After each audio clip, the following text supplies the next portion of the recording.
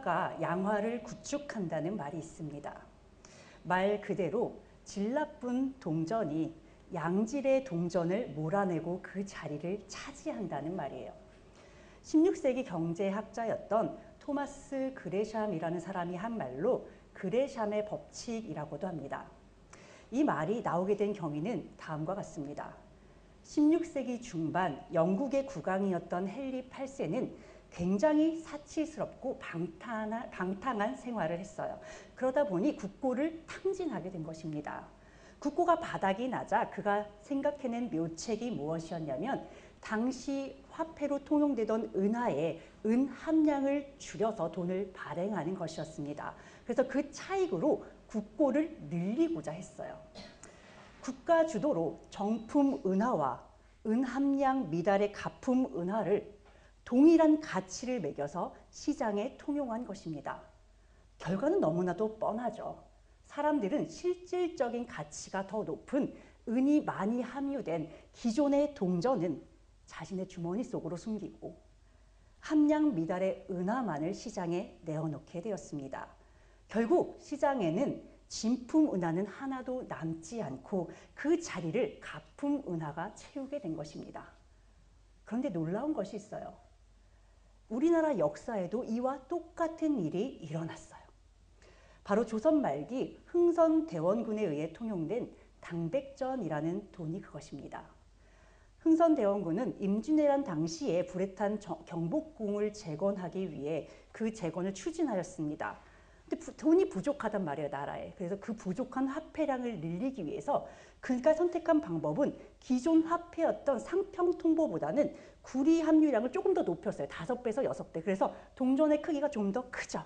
그런데 그 가치는 자그마치 100배를 늘려버린 겁니다. 그러니까 어떤 일이 일어났을지 가히 짐작이 되지 않으세요? 실질적인 가치보다 금액의 가치가 훨씬 더 컸기 때문에 당백전은 악화가 되었습니다. 당연히 당시 사람들은 상평통보는 자신의 주머니 속으로, 그리고 시장에는 악화인 당백전만 내어놓게 되었습니다. 이와 같이 그레샴의 법칙은 금이나 은과 같이 실물 화폐가 유통되던 시절에 얼마든지 발생할 수 있었던 사건입니다. 요즘에는 돈이라는 게 그저 숫자에 불과하죠, 사실. 이런 시대에는 더 이상 적용될 여지가 없는 법칙입니다. 그럼에도 불구하고 그레샴 법칙은 여전히 통용되고 있습니다. 그 이유는 우리 사회 전반에 나타나고 있는 사회 병리 현상에 대해 이 법칙이 아주 좋은 설명력을 갖추고 있기 때문에 그렇습니다. 오늘날 우리 주변에는 악화가 양화를 구축하는 현상을 아주 흔하게 볼 수 있어요. 회사 조직 내에서도 열심히 실력을 쌓아 성과를 내고자 하는 직원보다는 입으로 떠들기를 좋아하고 그 직원이 열심히 일하는 직원이 한 성과를 가로채는 그런 사람들이 오히려 더 인정을 받고 대접을 받고 또 심할 경우에는 더 높은 자리로 빨리 승진하는 그런 현상을 어렵지 않게 보게 됩니다. 물론 이런 조직은 건강한 조직은 아닙니다. 자, 그래서 어떻게 될까요? 결국 그 조직에는 성과를 내며 최선을 다해 열심히 일하던 직원은 여기엔 비전이 없다. 이러면서 그 회사를 떠나게 돼요. 그리고 그들의 성과를 가로채며 자리를 차지해왔던 그 직원들만 남게 되는 현상이 일어나게 됩니다. 오늘날 심각한 문제를 일으키고 있는 가짜뉴스도 마찬가지예요. 인터넷이 발달하면서 수많은 사람들이 각자 개인의 목소리를 낼 수 있는 시대가 되었습니다. 이 현상은 나쁜 현상은 아니에요. 각자 자신의 의견을 낼 수 있는 통로가 생긴 것은 아주 바람직한 현상입니다. 그러나 문제는 각자 자신의 소리를 내게 되다 보니 정확하지 않거나 편향된 정보가 아무런 제약도 없이 그저 유통되고 있다는 점입니다. 그로 인해 많은 사람들의 판단력이 흐려졌어요. 팩트체크라는 말이 유행이 될 정도로 거짓 정보들이 진실인 것처럼 그 목소리를 키우고 있습니다. 그런데 정말 무서운 것은 한번 잘못된 정보가 사람 머릿속에 딱 들어가게 되면요. 아무리 이것을 바꿔주려고 해도 진실이 글로 들어가지 않아요. 이게 진짜인 줄 알고 사람들이 생각을 쉽게 바꾸지 않는다는 점입니다. 이로 인해 안타까운 피해자들이 속출하고 있죠. 그런데 세상의 법칙은 이렇게 흘러가지만 하나님의 역사는 이와 정반대의 역사라는 것을 우리는 성경을 통해 늘 보고 있습니다. 하나님은 의인 한 사람을 세우셔서 수많은 악한 역사를 폐하시는 그런 역사를 계속해서 해오고 계세요. 성도들에게 그럼에도 불구하고 빛과 소금의 역할을 감당해낼 것을 요청하고 계십니다. 악화가 세상을 지배한 것 같고 그들과 똑같이 악다구니를 하며 그 자리에 가지 않으면 손해를 보는 것 같더라도 성도라면, 하나님의 자녀라면 양화로서의 삶을 살아 이 세상 가운데 가치 있게 살아가라는 것이에요. 각 사람이 등경 위에 진리의 빛을 놓을 때 그 빛이 어둠 속에서 갈 방향을 잃은 영혼을 하나님께로 인도하는 역할을 감당할 수 있습니다. 또한 바닷물에 있는 소금의 농도가 단지 3.5%에 불과하지만 우리가 바닷물을 어쩌다 이렇게 딱 먹게 되면 어때요? 아주 정신이 아찔할 정도로 짜잖아요. 그것처럼 하나님의 역사 앞에는 양적인 숫자는 큰 의미를 갖지 못한다는 것을 하나님은 이 자연 만물을 통해서도 우리에게 깨닫게 해주세요. 그럼에도 불구하고 세상에서 여전히 악화가 양화를 구축한다는 법칙이 통용되는 것은 하나님의 이런 법칙이 잘못됐기 때문이 아닙니다. 사람이 점점 더 악한 길로 나아가기 때문이에요. 그러나 하나님의 사람들은 이것과 상관없이 하나님의 역사를 우리를 통해서 이루실 수 있도록 우리는 그 사명을 감당해야 할 것입니다. 또한 하나님께서는 이런 사람들이 어떤 모습으로 그들이 믿음을 가졌느냐, 믿음을 갖지 않았느냐 이것과 상관없이 여전히 하나님의 뜻에 맞추어 역사하고 계십니다. 앞으로도 그렇게 쭉 나가실 거예요. 그러니까 내가 믿음을 가졌냐 안 가졌냐 이게 중요한 게 아니라 내가 하나님 곁에 딱 붙어서 하나님의 길을 온전히 따라가는 것이 훨씬 중요한 일입니다. 열왕기하 8장에 등장하는 내용들을 보면 다소 일관성이 없어 보이는 4가지의 이야기로 구성되어 있습니다.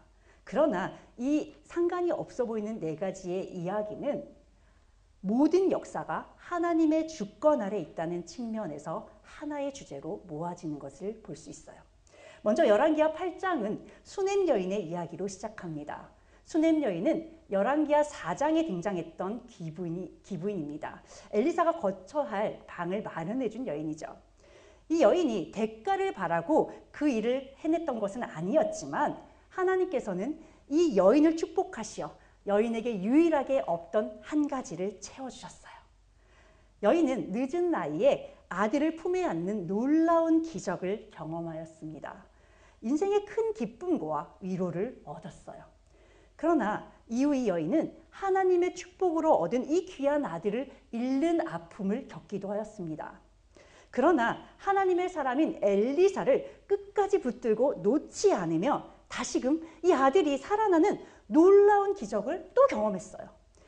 여기까지만 해도 한 인생이 겪을 수 있는 최고의 축복을 다 누린 거 아닌가요? 그렇죠? 이만큼만 해도 저희는 너무 좋을 것 같아요. 그런데 하나님은 여기서 그치지 않으시고 이 여인의 삶을 끝까지 책임져 주셨습니다.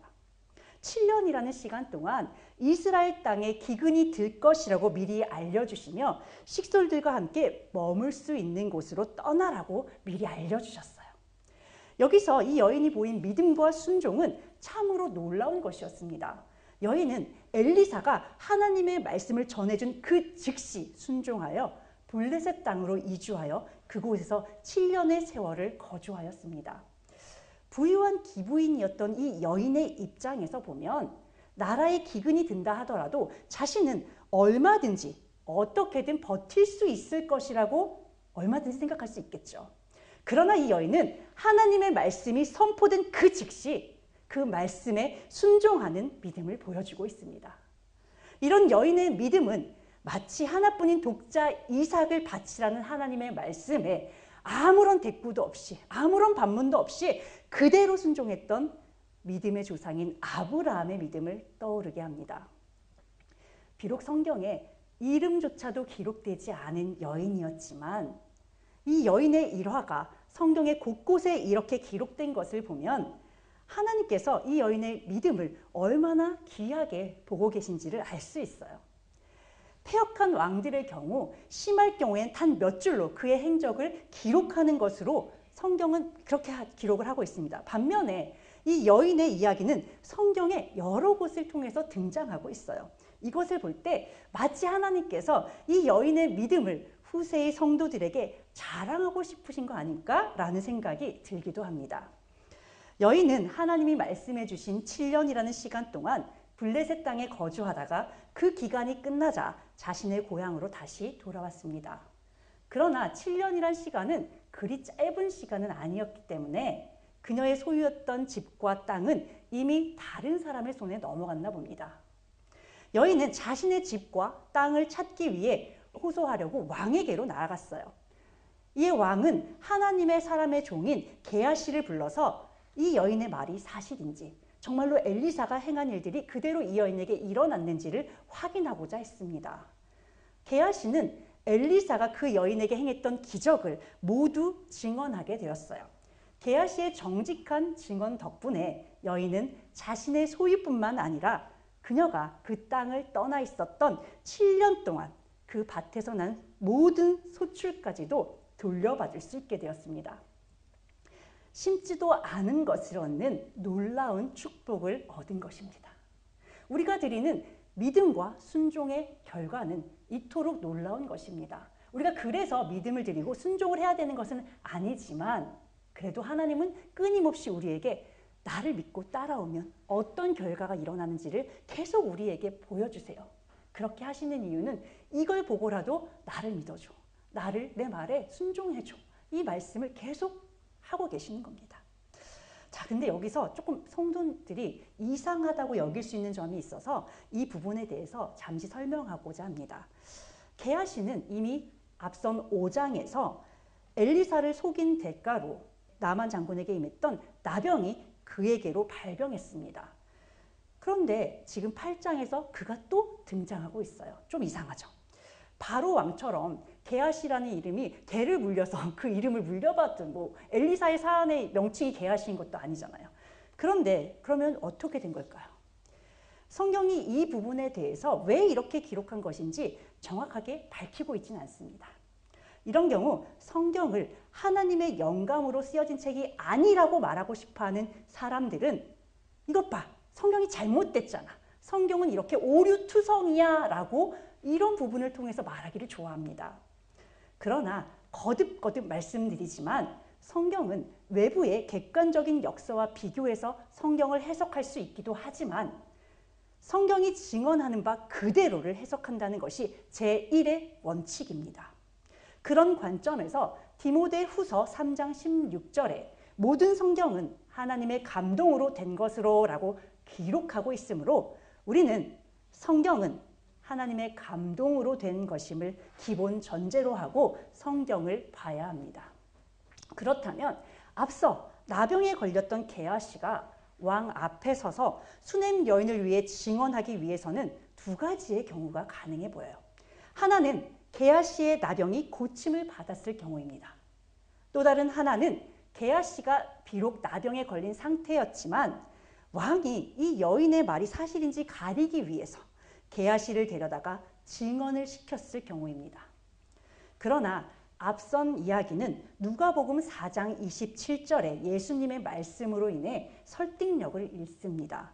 예수님께서 말씀하시기를 엘리사 시대에 많은 나병 환자가 있었으나 그중 한 사람도 깨끗함을 입지 못하고 오직 수리아 사람 나아만 뿐이었더라 라고 말씀하셨어요. 자, 엘리사 시대에 게하시가 나병을 고침받을 수 있는 유일한 방법은 오직 엘리사를 통하는 것밖에 없습니다. 따라서 게하시가 나병을 치유받아 왕 앞에 설 수 있는 확률은 없습니다. 그런 가능성이 없어요. 다음으로는 왕이 게하시가 나병에 걸렸는데도 그를 데려다가 여인의 문제를 놓고 증언을 하게 했을 가능성에 대해 보겠어요.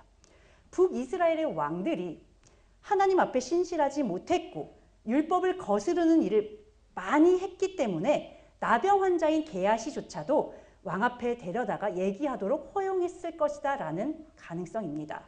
그러나 유다의 우시야 왕은 왕인데도 불구하고 나병에 걸린 즉시 바로 격리되어 죽을 때까지 별궁에서 지내야 했습니다.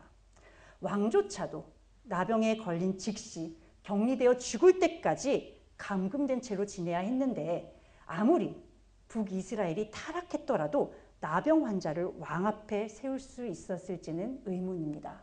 게다가 그 정도로 율법을 지키지 않고 하나님의 말씀을 무시하는 왕이 과연 한 여인의 문제를 해결해 주기 위해 그 정도의 열심을 낼 수 있었을지 역시 의문이에요. 이 두 가지가 서로 맞지 않죠. 그러므로 게하시가 나병에 걸렸음에도 불구하고 그를 왕 앞에 세웠을 가능성 역시도 매우 희박합니다. 그렇다면 이 일을 어떻게 보면 좋을까요? 물론 성경이 이 부분에 대해서 정확히 기록하고 있지 않아요. 그래서 우리는 이 부분을 억지로 끼워 맞출 이유는 없습니다. 그저 성경이 또 성령께서 우리에게 깨닫게 해주시는 데까지 성경을 이해하고 넘어가는 것이 성경을 대하는 우리의 겸손한 태도일 수 있어요. 그러나 그럼에도 불구하고 한 가지 더 타당성 있는 가능성이 있어서 그걸 알려드리고자 합니다.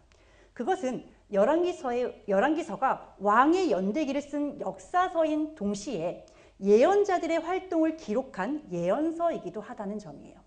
그러므로 열왕기의 저자는 사건을 시간의 순서대로 딱딱딱딱 맞춰서 기록한 것이 아니라 사건의 특성에 따라 자신이 전하고자 하는 바를 기록했을 수 있습니다. 전체적인 그 열왕기서의 흐름을 보면 왕이 즉위하고 또 죽은 순서대로 그것을 기록하고 있지만 그 안에서 일어나고 있는 사건은 열왕기서의 그 기록의 목적에 따라 배치했을 가능성이 있습니다. 이스라엘 백성의 역사란 하나님께서 활동하시는 장으로 이해되었어요. 그러므로 여호수아부터 열왕기에 담겨있는 역사는 그들의 신앙의 눈으로 쓰여진 역사라고 볼 수 있어요. 즉 열왕기의 역사는 하나님께서 인간의 역사 가운데 어떻게 활동하셨고 어떻게 말씀하셨는지에 더 관심을 갖고 기록한 선지자적 관점의 역사입니다. 그런 의미에서 이 책들은 역사서인 동시에 예언서로 이해할 수 있는 거예요. 이런 관점에서 본다면 7년 동안 기근이 있었다는 것으로 보아서 이 사건은 시기적으로 어쩌면 4장 말미에 나왔던 사건과 동일한 시기에 일어난 것이 아닌가 볼 수 있어요.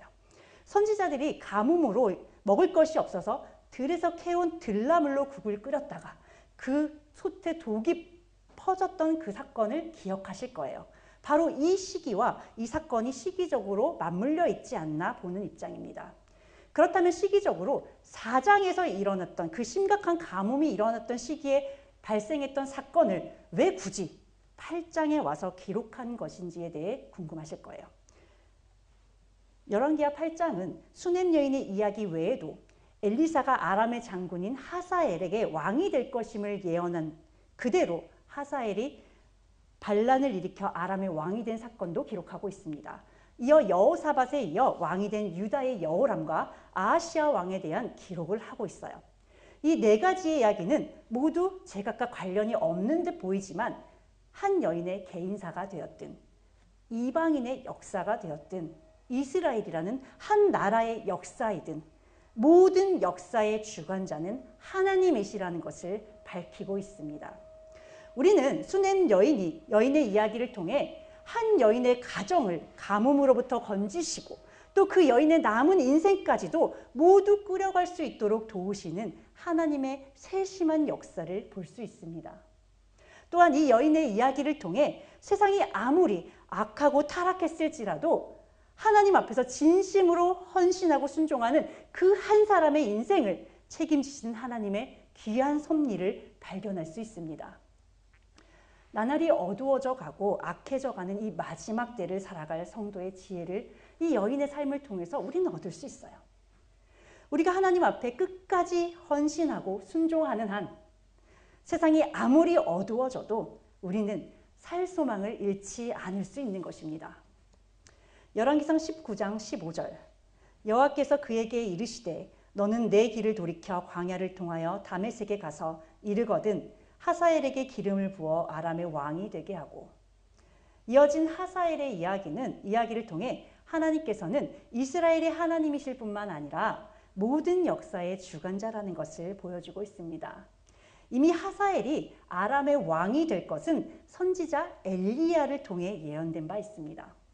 하나님은 엘리야에게 하사엘을 찾아가 그에게 기름을 부어주어 아람의 왕이 되게 하라고 명령하셨습니다. 그 말씀이 수년이 흐른 뒤 엘리사의 시대에 성취되고 있는 것입니다. 아람 왕 베나닷이 병이 들자 그는 그의 신복인 하사엘에게 엘리사를 찾아가 자신의 병이 낫겠는지 물어보라고 합니다. 우리 열왕기하 첫 번째 말씀 기억나시나요 혹시? 이스라엘의 왕이었던 아하시야조차도 자신의 병이 낫겠는지 물어보기 위해 어디로 가요? 이방신을 찾아가잖아요. 그런데 이방 나라의 왕인 이 베나닷이 자신의 병이 나을 수 있는지 하나님의 사람을 찾고 있습니다. 너무 아이러니하지 않나요? 그러나 베나닷 역시도 하나님을 경외하는 믿음이 있어서 하나님께 물어보라고 간 것이 아니에요. 그간의 다수의 경험을 통해서 하나님이 진짜 위대하신 분이구나. 그것을 알고 인정할 뿐입니다. 그러니까 여기에서 우리가 눈여겨봐야 될 것은 하나님의 권위를 인정하는 것과 믿음을 갖는 것, 이 사이에는 아주 큰 간극이 있다는 거예요. 그러므로 우리가 지금 이 자리에서 하나님을 예배하기 위해 나와 있다는 그 자체가 얼마나 큰 은혜인지 모릅니다. 내가 지금 선포되는 하나님의 말씀이 있는 그대로 믿어지고 나의 입술로 예수 그리스도를 시인하며 영접하는 삶을 살아간다는 것은 정말 그 자체로 아주 놀라운 기적이며 축복입니다. 이것을 꼭 기억하셨으면 좋겠어요. 많은 분들이 자꾸 헷갈려 하세요. 내가 정말 하나님을 사랑하는 게 맞나요? 내가 정말 예수 그리스도를 제대로 믿고 있는 게 맞나요? 네, 이 자리에 계시고 이 자리를 지키시는 것, 그것만으로도 여러분들은 하나님을 사랑하시고 말씀을 사랑하시기에 이 자리에 있는 게 맞습니다. 그러니까 조금 더 자신감을 가지고 하나님의 사람으로서 역할을 감당해 주시길 바라요. 자, 청함을 받은 사람은 많지만 택함을 받은 사람은 적다고 성경은 기록하고 있습니다. 그러므로 우리는 지금 이 자리에서 하나님을 찬양하고 하나님의 말씀에 귀를 기울이며 그래, 또 까먹을지라도 지금 이 순간만큼은 내가 저 말씀대로 살아봐야지. 이렇게 다짐하는 이 순간을 소중하게 여기시길 바라요. 하나님께서도 여러분의 그 작은 잠깐의 다짐과 고백을 가지고 여러분들을 이끌어 가시고 끝까지 붙드시고 역사하고 계십니다. 하사엘이 베나닷의 명령대로 예물을 준비하여 엘리사에게 나아갔을 때 엘리사는 왕에게 가서는 왕이 반드시 나을 거라고 대답하라고 합니다. 그러나 실상은 그는 반드시 죽을 것이라고 하사엘에게 대답해줘요. 이어 그는 하사엘을 한참 동안 쏘아보다가 갑자기 느닷없이 눈물을 흘립니다. 그러니까 하사엘이 민망함을 느끼며 왜 그러시냐고 물었어요. 그러자 엘리사는 하사엘이 적국의 왕으로서 이스라엘 자손들에게 행할 모든 악행을 알고 있기 때문이라는 대답을 합니다. 가끔 우리는 엘리사처럼 위대한 능력을 받는 것을 부러워할 때가 있습니다. 특히 저는 목회자로서 말씀을 읽을 때마다 이렇게 엘리사처럼 능력을 받았다면 성도들에게 하나님의 뜻을 바르고 온전하게 전해줄 수 있을 텐데 안타까운 마음이 제 스스로. 그러나 엘리사가 하사엘에게 아람의 왕이 될 것을 예언하는 이 장면을 보면 정말 이런 능력을 감당해낼 수 있는 사람이 과연 몇이나 될까라는 생각이 듭니다. 하사엘이 이스라엘 백성을 처참하게 도륙할 거를 눈으로 보듯이 생생하게 보는 거예요, 엘리사는.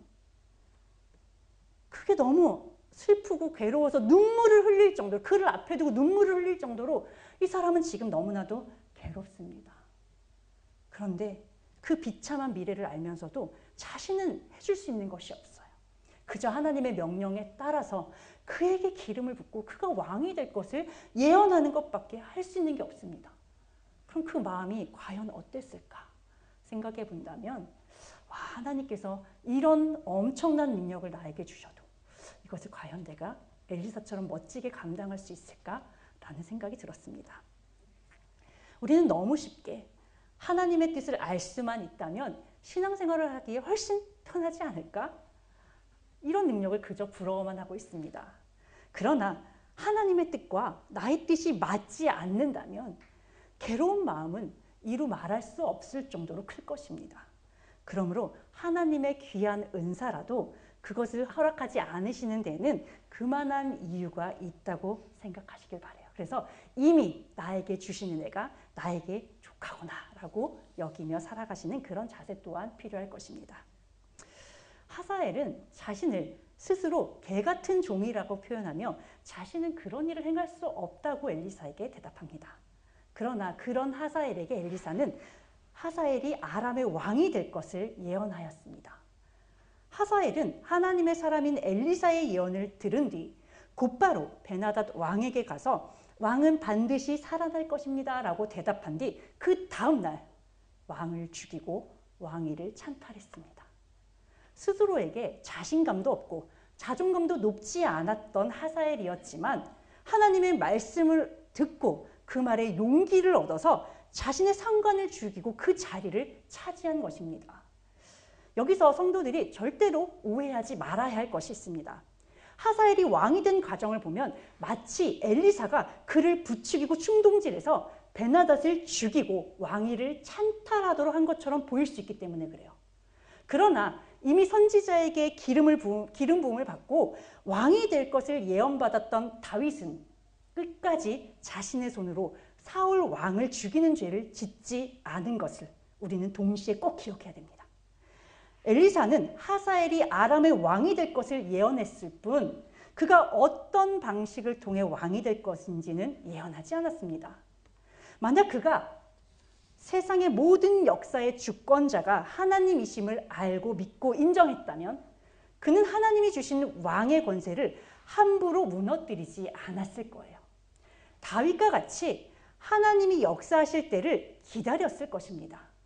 그러나 그는 마치 엘리사의 허락을 받은 듯 아주 자신 있게 자신의 상관인 왕을 죽이는 것에 조금도 망설임이 없었습니다. 결국 하나님의 뜻대로 하사엘이 행한 것처럼 보이지만 그가 저지른 악행에 대한 책임은 그의 머리로 돌아갈 것입니다. 스스로를 개 같은 종이다라고 하며 낮추며 겸손한 모습을 보였던 하사엘은 엘리사가 예언한 그대로 이스라엘 백성을 도륙하고 살육하는 자리에 앉고 말았습니다. 이처럼 하나님의 뜻이 모두 성취되는 것을 경험했다면 그가 하나님을 좀 더 의지하고 경외하며 믿는 자리로 나아갔으면 어땠을까 하는 안타까운 마음이 듭니다. 그러나 하나님은 개인의 믿음과 상관없이 각 사람을 통해서 역사하고 계십니다. 이것이 우리에게는 감사의 조건인 동시에 아주 두려운 부분이에요. 여러분은 하나님께 신실한 종으로 사용받기를 원하십니까? 아니면 하나님의 백성을 때리는 막대기로 쓰임을 받다가 버려지기를 원하십니까? 누구도 후자를 원하지 않을 거예요. 모두가 하나같이 신실한 종이 되기를 원한다고 대답하실 겁니다. 자, 그렇다면 그 선택이 지금 여러분의 손에 있다는 사실을 잊지 마시기 바랍니다. 언제는 하나님의 전적인 선택이라면 또 왜 내 선택이래? 이러실 수 있어요. 그런데 왜 그러냐면 하나님은 이미 태초부터 계획하신 하나님의 사랑을 예수 그리스도의 십자가 사건과 부활로 말미암아 모두 성취해 놓으셨기 때문에 그래요. 딱 성취해 놓으시고 완성해 놓으신 상태로 하나님은 예수 그리스도를 우리 앞에 놓으십니다. 그리고 물으세요. 내가 너희들의 완악함과 악한 죄를 모두 용서해 주고 영원한 사망에서 건져 영원한 생명으로 인도하기 위해 예수 그리스도를 이 세상에 보냈는데 너희들은 그 사실을 믿느냐고 말입니다. 그 믿음만 가지면 내가 너희들에게 주는 영생을 얻을 수 있다고 이미 말씀해 주셨잖아요. 그렇기 때문에 이제 그 선택권은 우리에게 달려있는 것입니다. 엘리사처럼 하나님 뜻에 무조건 자신의 뜻을 맞추는 순종을 한다면 우리는 하나님 앞에 신실한 종으로 쓰임을 받게 될 것입니다. 그러나 하사엘과 같이 하나님의 뜻을 자신의 뜻에 맞추어 자신이 원하는 길로 가며 죄를 짓는 것을 두려워하지 않는다면 결국 하나님 앞에 쓰임을 받되 버려지게 될 것입니다. 마지막으로 여호사밧에 이어 유다의 왕이 된 여호람과 아하시아에 대한 이야기입니다. 먼저 여호람은 악한 아합 왕과 이세벨 여왕의 사위입니다. 그는 하나님 앞에 선한 왕으로 평가받는 아버지 여호사밧의 영향을 받지 못하고 아합의 딸이었던 악한 아내의 영향을 받아 하나님 앞에 악을 행했어요. 그 결과 유다의 속국으로 조공을 바치던 에돔이 반란을 일으켰습니다. 잠잠하던 주변의 나라들이 반란을 일으켰다는 것은 그의 시대에 국력이 급격하게 쇠퇴했음을 뜻합니다. 작고 힘이 없는 유다라는 나라가 주변의 나라에 큰 영향력을 끼칠 수 있었던 것은 딱 하나밖에 없습니다. 하나님의 절대적인 주권을 인정하며 의지했을 때 하나님께서 그들의 길을 평탄하게 열어주신 거예요.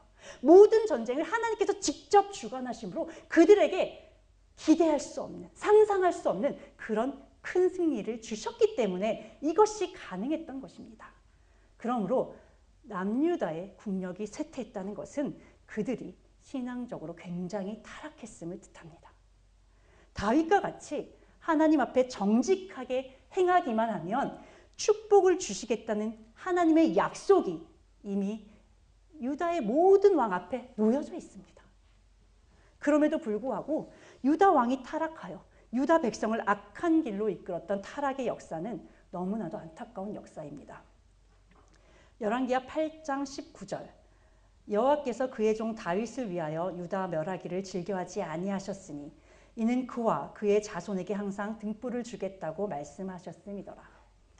그러나 하나님은 다윗과의 언약을 기억하셨어요. 그래서 악한 유다라도 그들을 멸하기를 즐겨하지 않으셨습니다. 악한 왕조 안에서도 하나님의 역사는 끝까지 흐르고 있음을 볼 수 있습니다. 여호람에 이어 왕위에 오른 아하시아 역시도 마찬가지예요. 그는 아합의 외손자입니다. 아합의 딸인 아달랴가 그의 어머니예요. 이스라엘에는 어머니가 이스라엘인이 아니면 유대인이 아니면 이방인으로 여길 만큼 어머니의 신앙을 아주 중요하게 여기고 있습니다. 그러므로 아하시아의 어머니가 악한 아합 왕의 딸이라는 것을 보더라도 그의 신앙 상태가 어땠을지 능히 짐작할 수 있습니다. 그는 아합의 집을 본받아 하나님 보시기에 악한 일을 행하였고 이스라엘 왕과 협력하여 아람 왕 하사엘에게 대적하며 싸웠습니다. 아하시아는 그 스스로도 아합의 길을 따라 악한 길을 행했고 악한 북이스라엘 왕들과 그 혼탁한 동맹을 맺어 싸웠습니다. 그 결과 유다 왕국은 정치적으로 아주 불안정한 상황이 되었어요. 그러나 이런 어지러운 상황들 가운데서도 하나님의 섭리와 주권적 역사는 그대로 흘러가고 있습니다. 하나님께서는 함께 마음과 뜻을 모았던 악한 이스라엘과 유다 왕을 단번에 멸하심으로 하나님의 살아계심을 증거하셨어요. 열왕기하 8장에는 이름 모를 한 여인과 3명의 왕들의 이야기가 함께 기록되어 있습니다. 이름도 알 수 없는 이 연약한 여인은 하나님 앞에 온전한 헌신과 순종을 드림으로 자신과 자신에게 속한 모든 식솔들을 가뭄이라는 어려움에서 건져냈습니다. 영적으로 매우 어둡고 혼탁한 시대였지만 하나님의 철저한 보호하심과 인도하심 가운데 여인의 삶은 부족함 없이 채워졌습니다. 반면 세상을 호령할 만한 왕들의 모습은 어떠했습니까? 그들은 세상의 권세를 가지고 왕이 되었지만 하나님 앞에 신실하지 못했습니다. 악한 자리에 앉아 하나님의 백성들을 핍박하고 우상숭배에 빠뜨리며 그들의 삶을 도탄에 빠뜨렸습니다. 그런데 우리가 잊지 말아야 할 한 가지는 각 사람의 인생과 그들의 믿음이 있음과 없음에 상관없이 하나님의 역사는 우리 가운데 흐르고 있다는 것입니다. 세상이 아무리 어두워도요, 믿음의 등불을 밝히며 하나님 앞에 최선을 다해 순종하는 믿음의 자녀는 하나님이 끝까지 놓지 않고 붙들어 주십니다. 반면 하나님의 뜻을 이용하여 자신의 뜻을 충족하는 사람은 끝내 하나님이 주시는 기회를 얻지 못합니다. 하나님 앞에 그저 악한 도구가 될 뿐이에요. 하나님을 배반하는 자리에 있던 두 왕 역시 하나님의 때에 하나님의 방법으로 심판을 받았습니다. 어찌 보면 하나님 앞에 믿음을 드리며 끝까지 순종했던 이 여인의 믿음보다는 악한 왕들의 악행이 더 크고 강한 영향력을 가진 것처럼 보일 수 있습니다. 악화가 양화를 구축하는 것처럼 점점 더 믿음으로 바로 서려는 사람들이 악한 자들에 의해 설 자리를 잃어버리고 있는 것처럼 느껴질 수도 있어요. 그럴 때면 나 혼자 믿음을 지키는 것이 뭐 그렇게 의미가 있을까? 이런 의문이 들 때도 있을 것입니다. 그러나 우리가 끝까지 우리의 믿음을 포기하지 않고 하나님의 자녀로서 어두운 세상의 등불을 밝히는 것을 양보하지 않을 때 하나님께서는 여러분의 믿음이라는 그 작은 등불을 통해 역사하실 줄 믿습니다. 엘리사 한 사람을 들어 세상의 많은 일들을 변화시키고 주관하시며 이끌어 가셨듯 여러분의 인생을 하나님의 뜻을 이루시는 선한 도구로 사용하실 것입니다. 그러니 부디 어두운 세상을 핑계 삼지 마시고 어두워졌으니까 세상이 점점 더 어두워져 가고 있으니까 우리는 더더욱 이 어둠에 잠식당하지 않도록 경계해야 할 것입니다.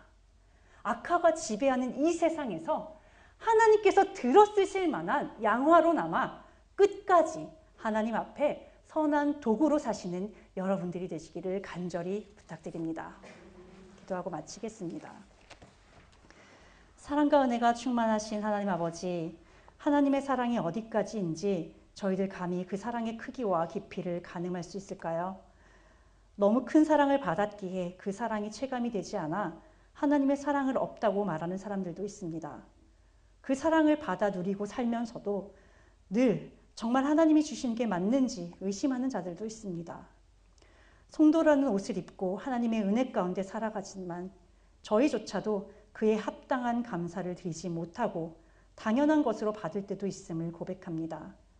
그러나 끝까지 자녀들의 인생을 붙들어 주시고 믿음의 길로 이끌어 주시는 주님의 사랑에 힘입어 저희들 이 땅에서 구별된 자로 살아내길 다짐해 봅니다.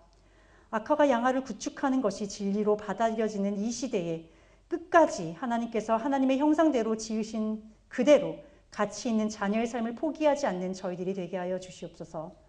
어두워져가는 세상 가운데 고단하더라도 등불을 높이 들고 썩어져가는 세상 가운데 손가락질 당하고 조롱당할지라도 짠맛을 잃지 않는 그 사명을 멈추지 않도록 저희를 도와주시기를 간구드리며 예수 그리스도의 이름으로 기도드립니다.